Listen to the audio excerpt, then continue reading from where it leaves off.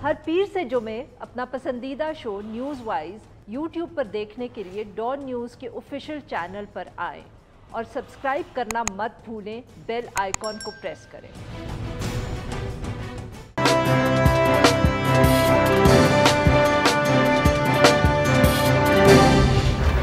Welcome to news wise, मैं हूं आरिफा नूर। आज प्रोग्राम में हम सबसे पहले बात करेंगे अफ़गानिस्तान की, उसकी ताज़ा तरीन सूरत हाल जो है अमरीकी इनखला के बाद।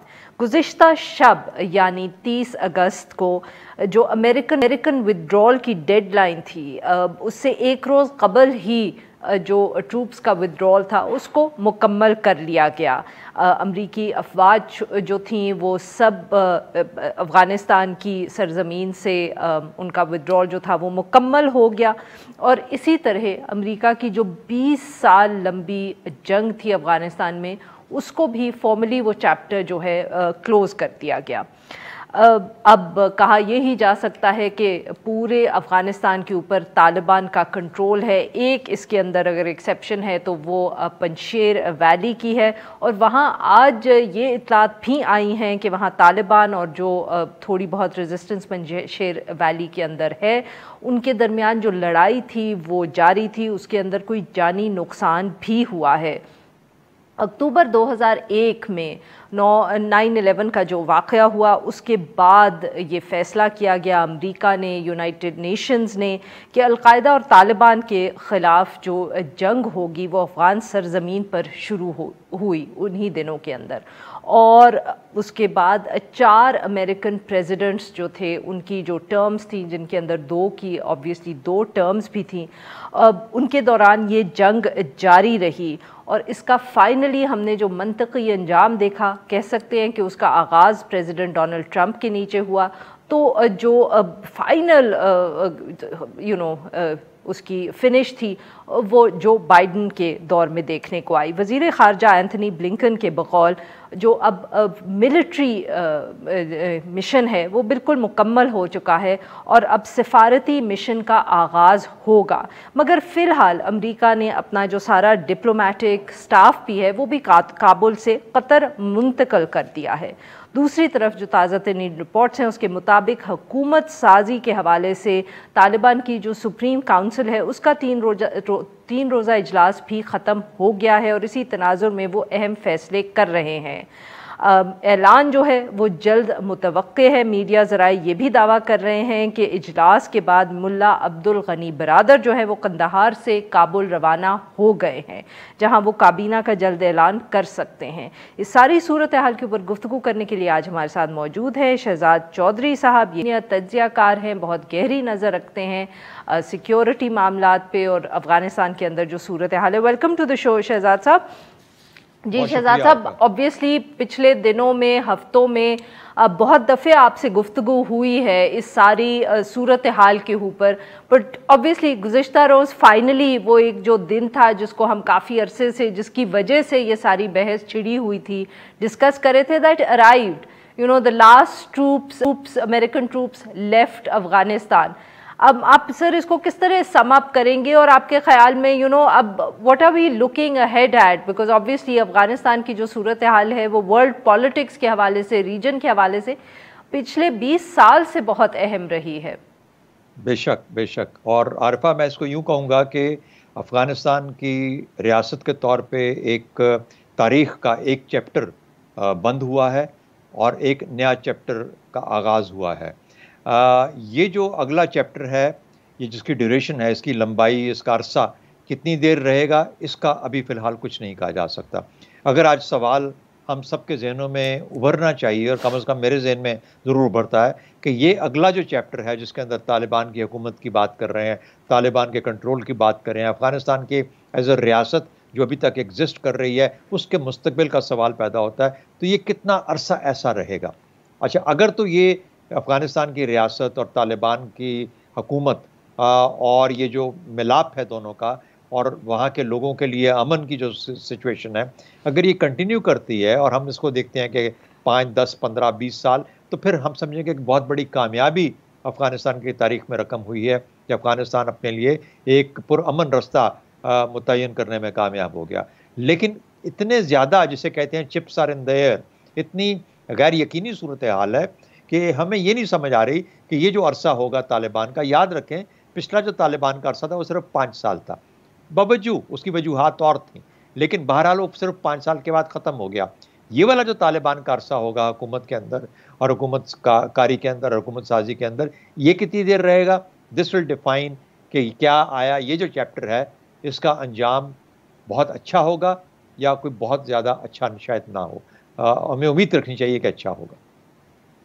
شہزاد صاحب، آبویسلی بہت امیدیں ہیں افغان لوگوں کی بھی ہوں گی، ہم سب کی ہوں گی کہ اتنے سال کی خانہ جنگی کے بعد اب تھنگس شوڈ امپروو، امن ہونا چاہیے، پیس ہونا چاہیے افغانستان میں، اور انیشلی لگ بھی رہا تھا جس طرح سب اکٹھے آ گئے، مگر جو آج پنشیر ویلی کی طرف سے کچھ آ رہی ہیں، میڈیا اطلاعات آ رہی ہیں کہ وہاں طالبان کی طرف سے غالباً کوئی اوفینسو ہوا ہے۔ آبویسلی یہ پنشیر ویلی میں جو لوگ ہیں یہ ان کی طرف سے بھی اطلاعات آئی ہیں، اور لوگ بھی کچھ اس لڑائی میں جو ہیں وہ ڈز دس، کیا کہہ سکتے ہیں کہ یہ کیا ہم کہہ سکتے ہیں کہ یہ ایک ایسی چیز ہے جو وہیں تک لمیٹڈ رہے گی، یا کوئی خطرہ ہے، خدشہ ہے کہ یہ پورے ملک میں دوبارہ پھیل سکتی ہے، جیسے کہ ہم نے بہت موقعوں پہ دیکھا ہوتے ہوئے افغانستان میں؟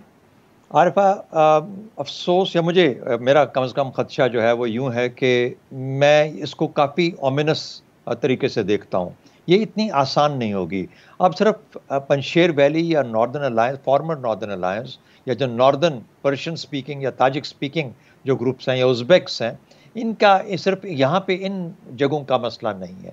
ہم اپنے بے شک کہ طالبان، امریکہ کا چلے جانا بہت بڑی بات تھی، بے شک طالبان کا میجورٹی گروپ کے طور پہ اوپر آنا بھی ایک افغانستان کے لیے اچھا شگون ہو سکتا ہے، لیکن ان کے جو چیلنجز ہیں وہ اتنے زیادہ ہیں کہ مثال کے طور پہ سب سے پہلے حکومت بنانے کا عمل، اس کے بعد ریٹ قائم کرنے کا عمل، تیسرا پھر یہ جو ناردرن میں الائنس کے جو فارمل علاقے ہیں اور خاص طور پہ پنشیر کے اندر ایک امن لانے کا اور ان کو ساتھ ملانے کا عمل، اور چوتھا داعش کے ساتھ فیس آف کرنے کا عمل، جو کہ Daesh is in the south and the east, 4-5 provinces میں داعش پھیلا ہوا ہے اس وقت افغانستان میں۔ تو افغانستان میں اس کو طالبان کو نہ صرف شمال میں ایک ایسی شورش کا سامنا ہو سکتا ہے، بلکہ جنوب اور مشرق کے اندر بھی، جو کہ ان کے اپنے علاقے مضبوطی کے تھے جہاں سے وہ خود بلانگ کرتے ہیں، وہاں پہ بھی اس قسم کی داعش کی پریزنس ان کے لیے مسئلے کھڑے کر سکتی ہے۔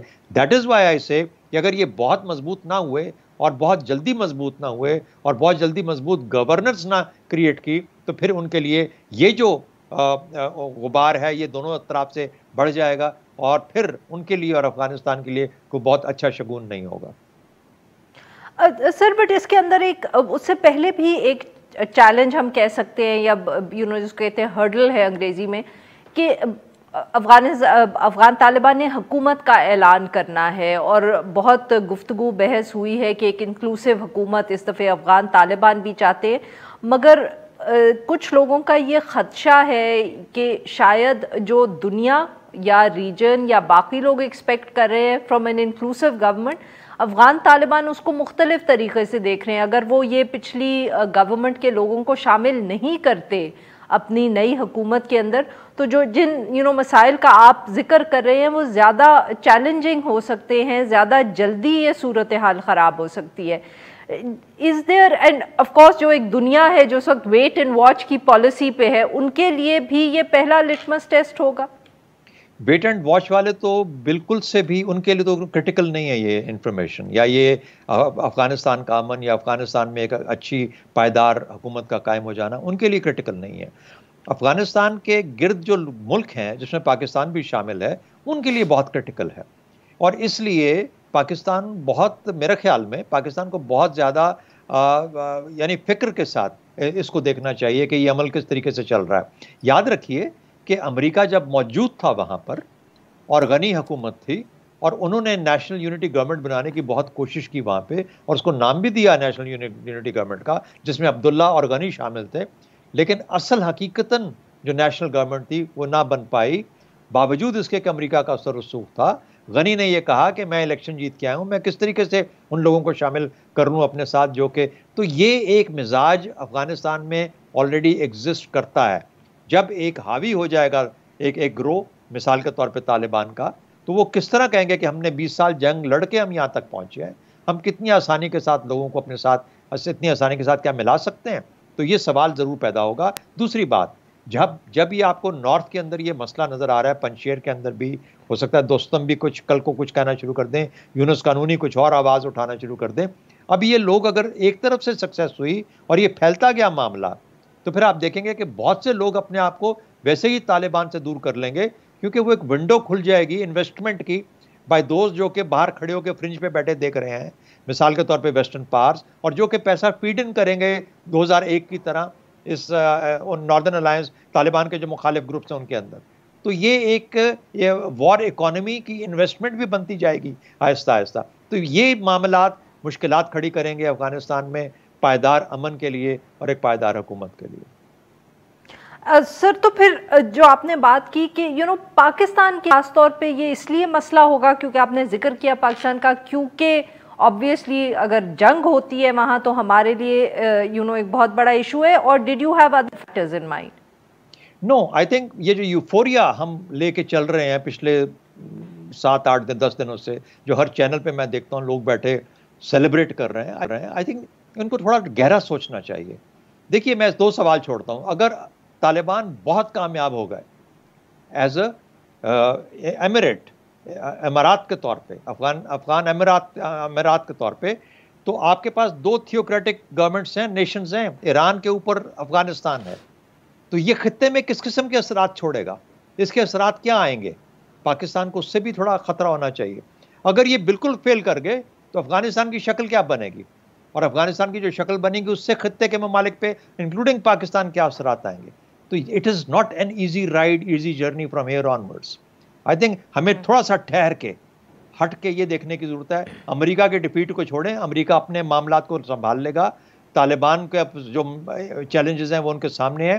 ہمارے باقی چیلنجز کے ساتھ ساتھ یہ افغانستان کا جو مستقبل ہے یہ ایک بہت بڑے چیلنج کے طور پہ ہمارے سامنے آ رہا ہے اور ہمیں اس کو ڈیل کرنے کی ضرورت ہے. Very quickly sir, we run out of time, but ایک آخری سوال. بار بار ایران کا ایگزامپل دیا جاتا ہے، بٹ سر ایران کے اندر جس قسم کی تھیوکریسی ہے، کیونکہ ان کی تو ایک کلرجی کی بہت لمبی تاریخ ہے، افغانستان سے کیا ہم اس کو کمپیئر بھی کر سکتے ہیں؟ دیکھیے اگر افغانستان بناتا ہے ایک گورنمنٹ اس طرح کی اور کامیاب ہو جاتا ہے، دیکھیے امیر کا جو ایک پوزیشن ہے امیر کی، اور اس کے بعد پھر شورا ہے، اور پھر اس کے بعد ایک اس کا باقی سارا سلسلہ ہے. تو یہ ایک ایسا نظام اگر بن جاتا ہے، کامیاب ہو جاتا ہے، تو پھر 2 ریاستیں ایسی ہیں جو کہ جڑی ہوئی ہیں اور وہ کامیاب ہو گئی ہیں اس ماڈل کے ساتھ. تو اس کے سیاسی اثرات کیا نکل سکتے ہیں؟ پھر تھوڑا سا بالکل صحیح سر، بالکل صحیح سر، بہت بہت شکریہ آپ نے ہمارے نکالا. ناظرین یہاں پہ لیں گے ایک چھوٹا سا بریک، اور جب ہم بریک سے واپس آئیں گے تو ہم بات کریں گے پاکستان کے اندر سیاست کی، اور جو شہباز شریف صاحب نے گزشتہ روز ایک نیشنل گورنمنٹ کا دوبارہ ذکر کیا. اسٹے ود اس.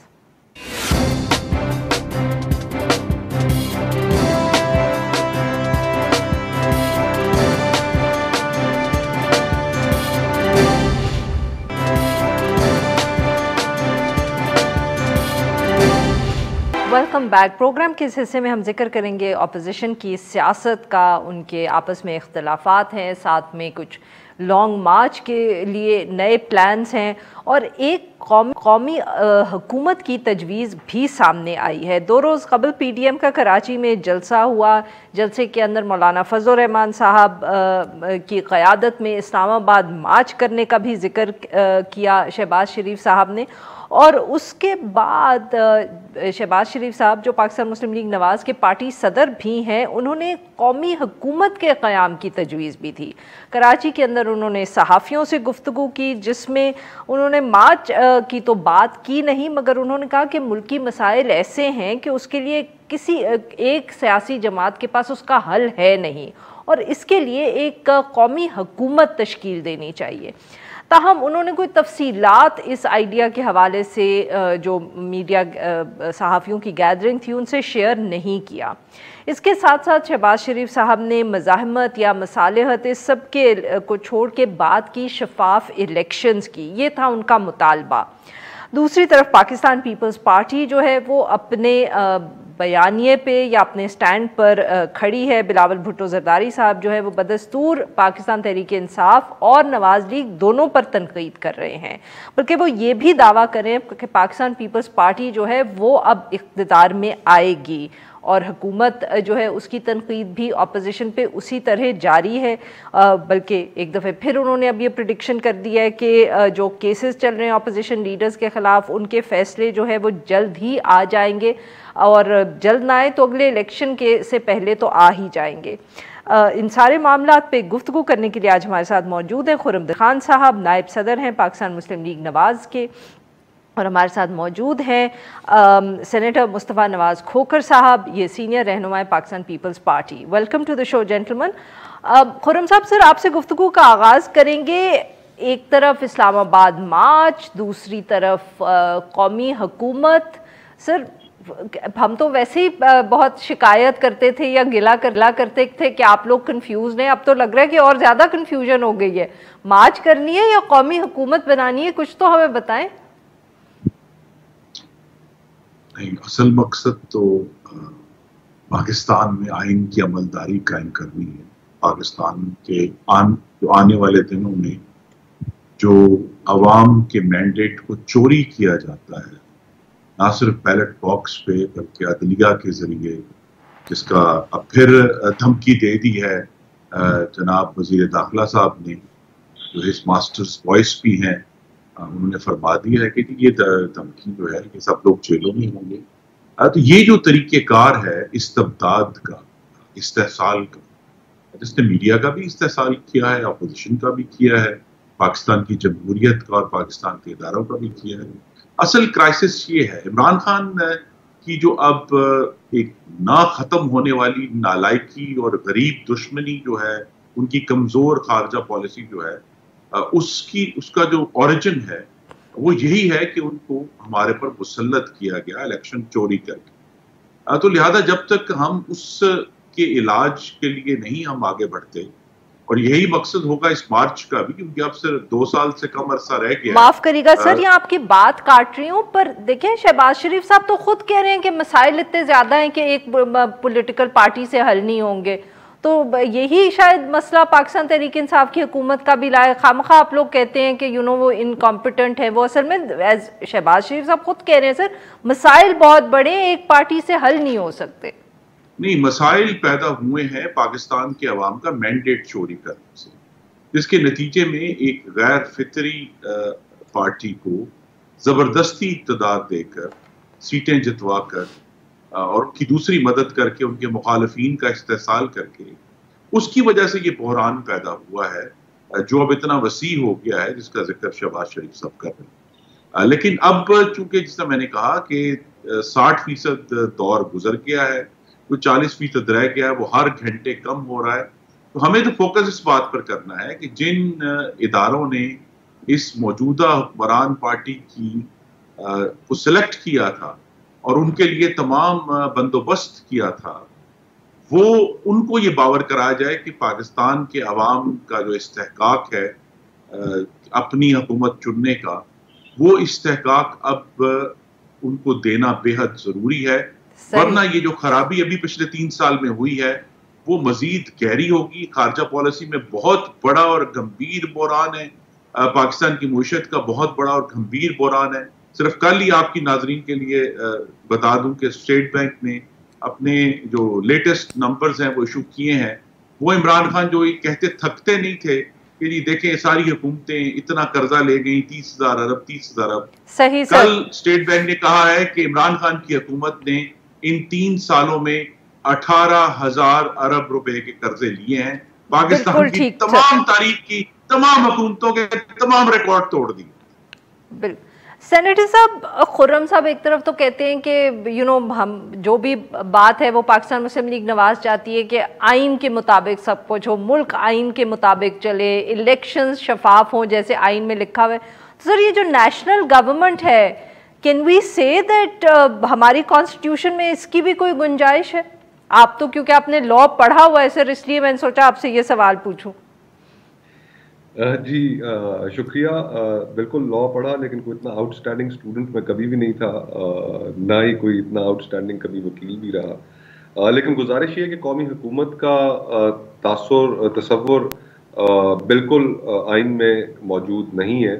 بہر طور وہ ایک جماعت کے سربراہ ہیں, انہوں نے اگر تجویز یہ دی ہے تو پھر اس میں مسلم لیگ نون کے جو ہمارے دوست ہیں وہی بتا سکتے ہیں کہ ان کی اس تجویز کے پیچھے کیا کہانی ہے, وہ تجویز دینے پر کیوں مجبور ہوئے اور اس کو عملی جامہ کیسے پہنایا جائے گا. میرے خیال میں قومی حکومتوں کے اگر ہم دیکھیں تو ہماری ریجن کے اندر اگر ہمیں کوئی مثال شاید نہیں ہے, بنگلہ دیش کی ایک مثال ہے لیکن وہاں پر بھی آئی ایم ناٹ شیور کہ وہ قومی حکومت تھی یا ٹیکنوکریٹس کی حکومت تھی, جس کو ہم عموماً کبھی کبھار وہ بنگلہ دیش ماڈل کے نام سے کہتے ہیں.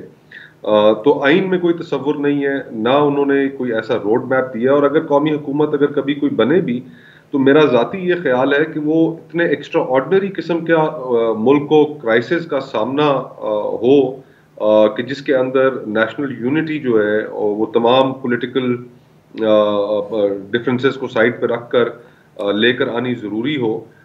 تو ایسا کوئی ایکسٹرا آرڈنری جو کرائسس آف ایگزسٹنس ہے وہ تو کوئی موجود نہیں ہے. P T I of course حکومت میں ہے, اس نے اپنے وعدے وعید جو عوام کے ساتھ کیے تھے ان پہ پورے نہیں اتر سکی, بہت زیادہ ڈس اپوائنٹمنٹ ہے عوام میں. لیکن ساتھ ہی ساتھ میں یہ بھی کہنا چاہوں گا کہ تھوڑی بہت ڈس اپوائنٹمنٹ عوام میں اپوزیشن سے بھی ہے کہ ہم اپنے انٹرنل ڈفرینسز کو اس طرح نہیں سلجھا سکے جس طرح ہمیں سلجھانا چاہیے تھا. پاکستان پیپلز پارٹی پہ میں سمجھتا ہوں, خرم بھائی اس سے شاید اختلاف کریں, دیگر جماعتیں وہ بھی اختلاف کرتی ہیں, کہ ہم پہ ایک ان نیسیسری پریشر ڈالا گیا وقت سے پہلے ریزگنیشنز دینے کا, اپنی حکومت توڑنے کا. اور آج جو پی ڈی ایم کی موومنٹ ہے without Pakistan Peoples Party and without A N P, اس میں سے لگ رہا ہے کہ کچھ سٹیم نکلی ہے. تو ہمیں توجہ اس چیز پہ دینی چاہیے تھی کہ ہم کلیکٹیولی مل کر آپس میں اپنے اختلافات کو ختم کریں, اور ختم کرنے کے ساتھ ساتھ ہم حکومت کو ایک چیلنج دیں. اور بلاول صاحب کا جو آپ نے کلپ بتایا ابھی تھوڑی دیر پہلے, اس میں انہوں نے ایک چیز کی طرف اشارہ کیا کہ بات ان کی صحیح ہے کہ ان دا لاسٹ 3 ایئرز جو ایک چیلنج حکومت کو آیا ہے وہ ان ریئل ٹرمز وہ یوسف رضا گیلانی صاحب کی نیشنل اسمبلی میں سینٹ کی سیٹ جیتنے کے بعد آیا, کہ حکومت مجبور ہوئی اور اس کو اعتماد کا ووٹ لینا پڑا 2-3 دن بعد ہی. اس کے علاوہ تو میرے خیال سے ہم بطور اپوزیشن کوئی serious dent in the last 3 years حکومت کو نہیں دے سکے. ان پاپولر حکومت ضرور ہے, میڈیا مخالف ہے, جوڈیشری پر حملے ہو رہے ہیں. یہ ایک آئیڈیل انوائرمنٹ تھی کہ جس میں اپوزیشن ایک بہتر سیاست کر سکتی تھی. بالکل ٹھیک. جی ناظرین, یہاں پہ لیتے ہیں ایک چھوٹا سا بریک, ایک سے واپس آئیں گے تو اپنے مہمانوں سے گفتگو جاری رکھیں گے. اسٹے ود اس.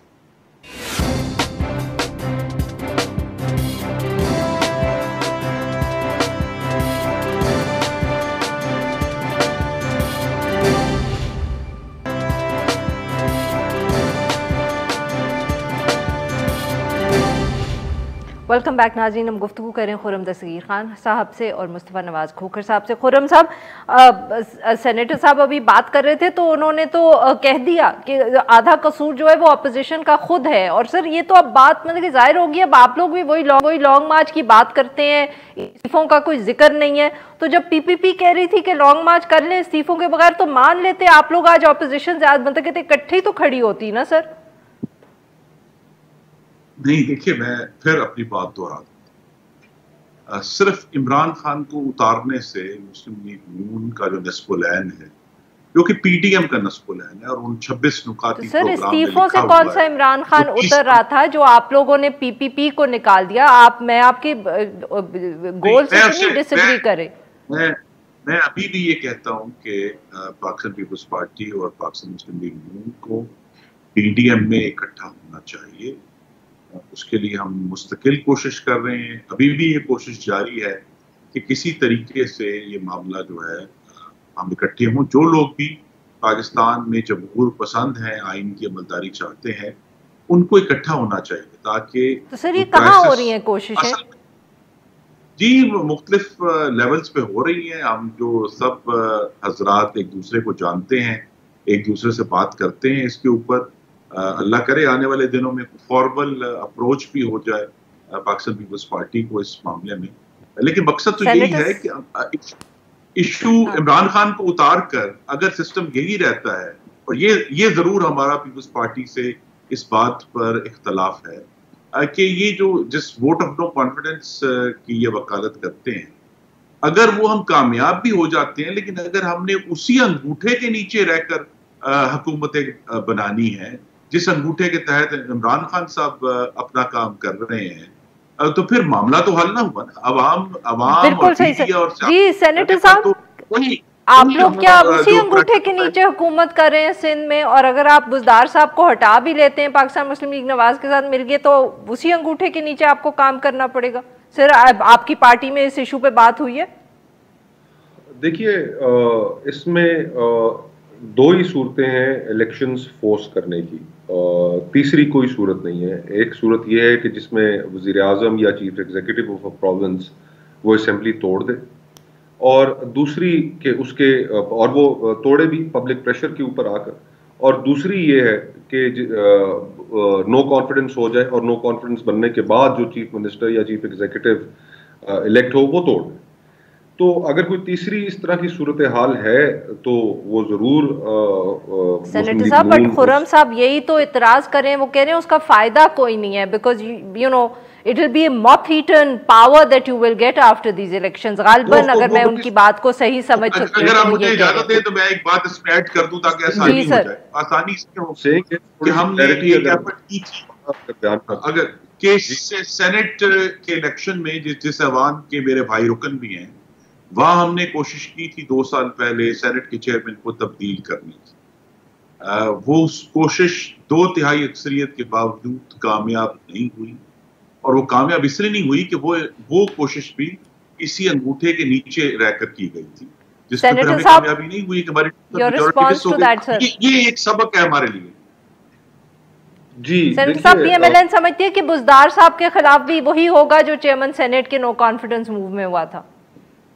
دیکھیے اگر یہ ہوگا تو پھر مسلم لیگ نون ابھی تک ان ایوانوں کا حصہ کیوں ہے, چھوڑ دیں, استعفیٰ دے دیں. اگر سمجھتے ہیں کہ ان ایوانوں میں بیٹھنے کا کوئی فائدہ نہیں ہے, ان سے کوئی خاطر خواہ کامیابی نہیں حاصل ہو رہی ہے. ہمارا الٹیمیٹ اور اینڈ آبجیکٹو ہے کیا؟ آبجیکٹو ہے ہمارا کہ فری اینڈ فیئر الیکشنز ہوں. اب فری اینڈ فیئر الیکشنز جو اپوزیشن نے فورس کرنے ہیں وہ کس طریقے سے فورس کرنے ہیں؟ یا تو پبلک پریشر کے ذریعے, اور اگر پبلک پریشر نہیں ہم ڈیولپ کر پا رہے, ہم آپس میں ایک دوسرے کے ساتھ نہیں کھڑے ہوئے, اسلام آباد کی طرف کتنی دفعہ تاریخیں دے چکے, کوئی 3-4 تاریخیں تو اپوزیشن دے چکی, پھر ان پہ عمل نہیں ہوا, شیر آیا والی بات ہوئی, تو پھر اس کے بعد آپ کے پاس اپرچونٹی کیا رہ جاتی ہے کہ آپ الیکشنز کیسے فورس کریں گے؟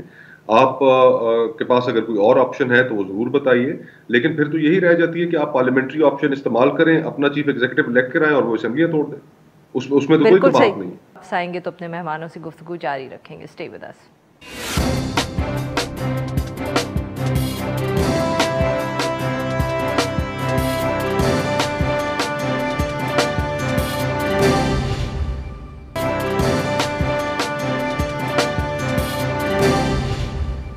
ویلکم بیک ناظرین. ہم گفتگو کر رہے ہیں خرم دستگیر خان صاحب سے اور مصطفیٰ نواز کھوکھر صاحب سے, اور ہم بات کر رہے ہیں اپوزیشن کی سیاست پہ. جی سینیٹر صاحب, آپ کا کوئی ایک پوائنٹ رہ گیا تھا. We had to take a break here quickly sir, if you can complete it, تو پھر ہم خرم صاحب کے پاس جاتے ہیں. یہ توجہ آپ کی دلانا چاہ رہا تھا اور ناظرین کی بھی, کہ ماضی میں جتنے بھی سیاسی اتحاد رہے, ان سیاسی اتحاد کی سربراہی آپ کو یاد ہوگا عموماً نوابزادہ نصر اللہ مرحوم ان کے پاس رہی. اب ان کی شخصیت ایسی تھی کہ وہ تمام جماعتوں کے جو اختلافات تھے ان کو دور کرنے میں کردار ادا کر سکتے تھے. ہر کوئی ان کی گفتگو مانتا تھا اور کسی کے پولیٹیکل کمپیٹیٹر نہیں تھے. اس پی ڈی ایم کے ساتھ جو ایک میرے خیال میں جو ایک پرابلم ہوئی ہے وہ یہ ہوئی ہے کہ مولانا فضل الرحمان صاحب, بڑا احترام ہے ان کا, وہ اس اتحاد کے سربراہ کے طور پر آپس کے اختلافات جو تھے دیگر سیاسی جماعتوں کے وہ ختم نہیں کر سکے, اس میں ایک کردار ادا نہیں کر سکے, اور پھر وہ خود ایک سیاسی حریف ہیں انہی جماعتوں کے جن جماعتوں کو انہوں نے اتحاد سے خیر آباد کہنے میں اپنا کردار ادا کیا. سندھ میں وہ شاید سر آپ یہ کہہ رہے ہیں کہ there was some politics behind that also, یہ صرف کوئی پرنسپلز پہ ڈیسیجن نہیں تھی. محسن داوڑ صاحب کو اتحاد سے پہلے سب سے پہلے باہر کیا گیا، وہ خیبر پختونخوا میں اور قبائلی علاقوں میں کمپیٹیٹر مولانا صاحب سمجھتے ہیں انہیں اپنے لیے، پھر اسی طرح ANP کو وہ اپنا کمپیٹیٹر سمجھتے ہیں. تو یہ کچھ سندھ میں آپ ہیں ان کے کمپیٹیٹر سر؟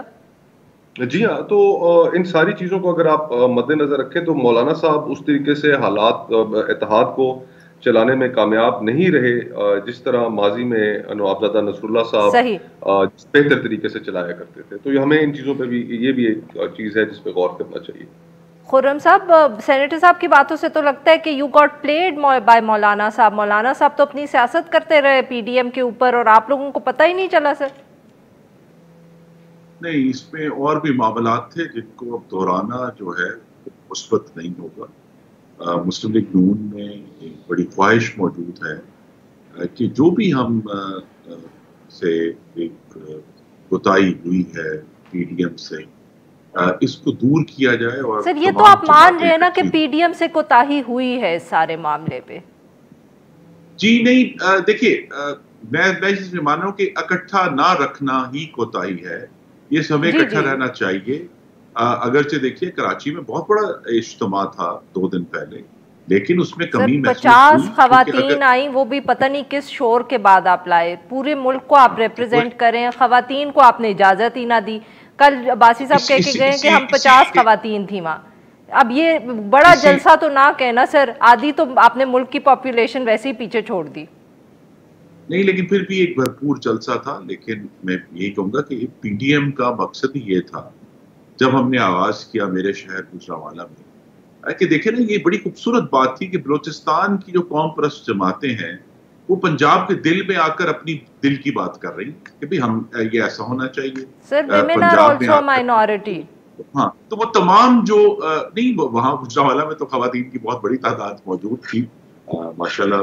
گوجرانوالہ میں تو خواتین کا بڑا رول ہے اور وہ بڑا بھرپور حصہ لیتی ہیں سیاست میں. لیکن ایشو یہی ہے کہ سب جماعتوں میں یہ جو مختلف رنگ ہیں ہمارے ملک کے، ان سب کو ریپرزینٹ کرنا ہے PDM نے. کیونکہ ملک کی بات ہو رہی ہے، جمہوریت کی بات ہو رہی ہے، ووٹ کو عزت دینے کی بات ہو رہی ہے، تو وہ سب کو اس میں اپنا حصہ ڈالنا چاہیے.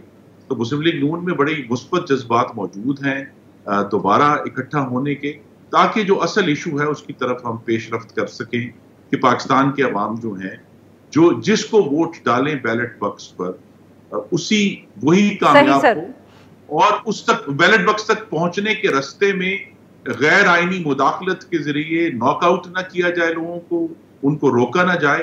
اور جو اصل ایشو ہے کہ جس غیر نمائندہ حکومتیں ہونے کی وجہ سے پچھلے 3 سال میں پاکستان کے عوام کو بہت تکلیف اٹھانی پڑی ہے. فوڈ انفلیشن کے حوالے سے ان کو تکلیف اٹھانی پڑی ہے، کرپشن کے حوالے سے، آٹا، گھی، چینی، دوائیاں. بالکل ٹھیک سر، آ گیا پوائنٹ ویری کوئکلی. بہت کم وقت رہ گیا. کنکلوڈنگ ریمارکس فرام سینیٹر صاحب. سینیٹر صاحب ایک چھوٹا سا سوال بھی ہے سر. ایک وہ کوئی آپ نے اور مصدق صاحب نے بڑی انویسٹیگیشن کی تھی سینیٹ الیکشن کے وقت پہ، کیا بنا اس کا؟ وہ کوئی کیمریز ڈھونڈے تھے آپ نے میزوں کے نیچے گھس کے اور پتہ نہیں ادھر ادھر دیکھ کے، کیا بنا اس کا؟ کچھ نہیں بنا جی.